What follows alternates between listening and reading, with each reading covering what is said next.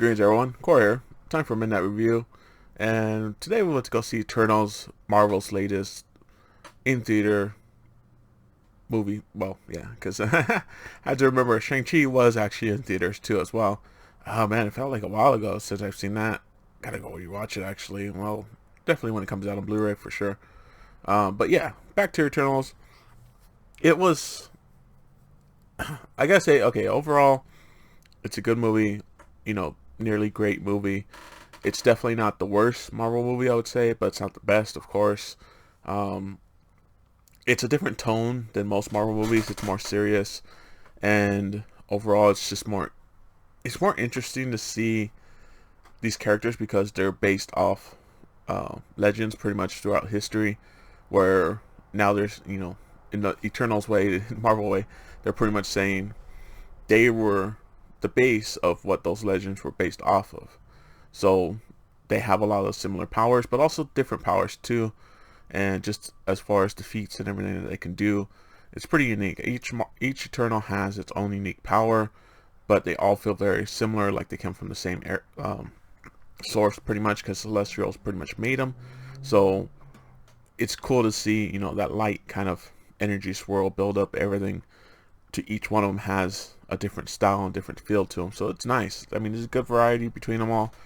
Uh, there's good characteristics between them all. There's good personalities. Everybody does a great job. I mean, nobody's calling it in, really. I mean, everybody's doing a great acting job.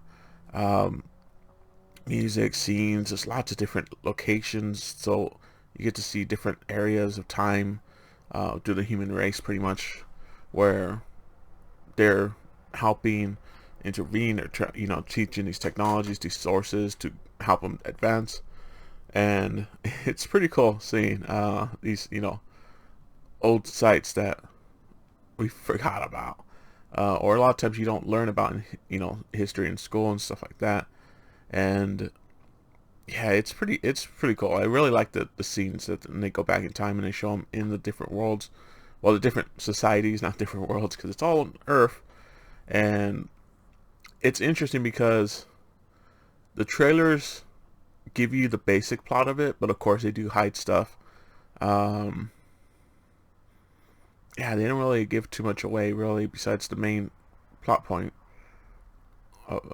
Yeah, because it's just the emergence. So that's the main thing that that's the end game, pretty much in this movie.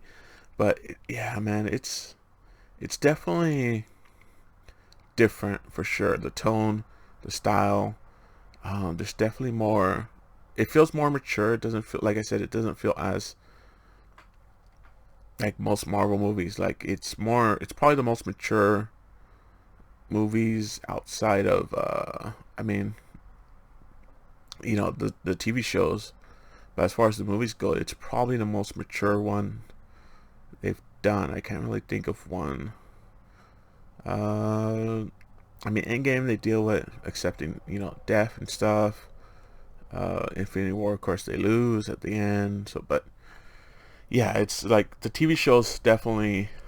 It feels more in line with the TV shows because you have WandaVision dealing with grief. You have uh, Captain Captain America, Falcon, and Winter Soldier, where they're dealing with society issues and social issues and stuff like that. And I mean, even Loki, as far as dealing with, who are you?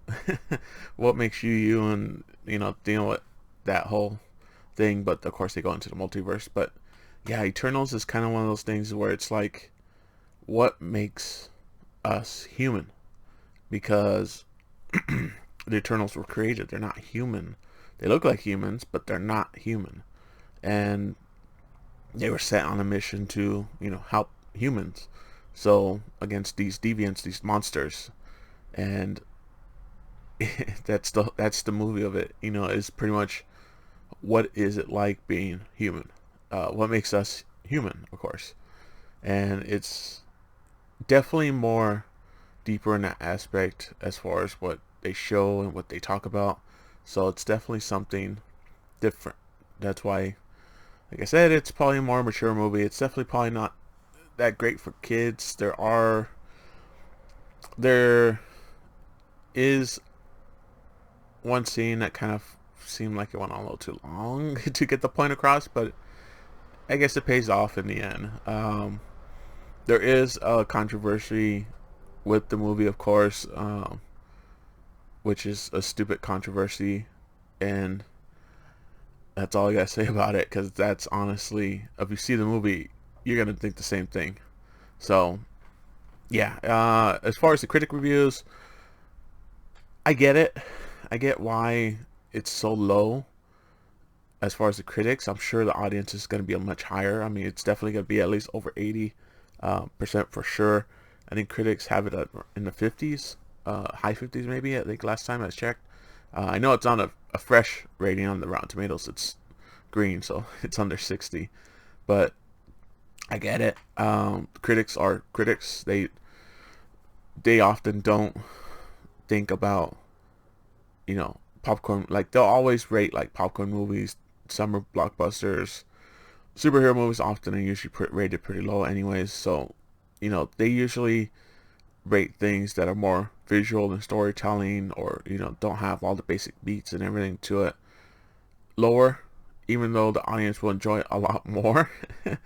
Also, the critics are biased in certain ways to certain directors and stuff like that. So critic reviews really should be always taken with a grain of salt. So it's definitely a movie that's really good. If you like any other Marvel movies, definitely check it out. If you want something a little bit more mature in its themes and what it talks about and stuff, it does have action, of course, which has quite a bit of action actually throughout the whole movie. Now I think about it, it doesn't feel slow. There's not any kind of slow points in the movie. It feels good. Like, it has a good pace. It has a good sense of time. It doesn't feel rushed, which is good. I mean, it's almost 2.5 hours, so it does give it time to draw out these, story beats, those characters, the personalities. Everybody gets their due time and gets their, payoffs, pretty much. And yeah, man, it's really good. It's really good. Definitely up there to great. It's just one of those movies, like, I'm probably gonna have to come back to just to see what I think about it later on. Seeing those Easter eggs, those breakdowns and stuff. It's just something that there's more to it than what's on the surface. And I usually like those movies because then I keep thinking about them for, days, weeks, months, years about them. And this movie does feel like that. So I'm gonna definitely try to catch it again, just watch it again, see how I like it. I saw it in Dolby Atmos, which is great. I love watching that in the theaters just because you get a little bit better picture and better sound and different chairs, more comfortable chairs. Besides that, yeah, there is a mid-credit scene. There's also an end-credit scene. So at the very end of the credits, there is an additional scene, which pretty much most of the credit scenes nowadays, they just set up for next, projects and stuff, which, yeah, pretty much that's what these do. So they're very interesting, though. They're very entertaining. And yeah, I can't really think. I mean, of course, there's always things you can nitpick about the movie, but I can't think of any right now. It's pretty solid. There's really nothing that really made me not like about it. But yeah, it's a good movie. It's a great movie. Definitely check it out. And until next time, I know November. Oh man, I forget what the next movie would be, but I know December's gonna be busy because we got lots of movies coming out in December, especially around Christmas time. So hopefully I could catch them all. But yeah, until then, later.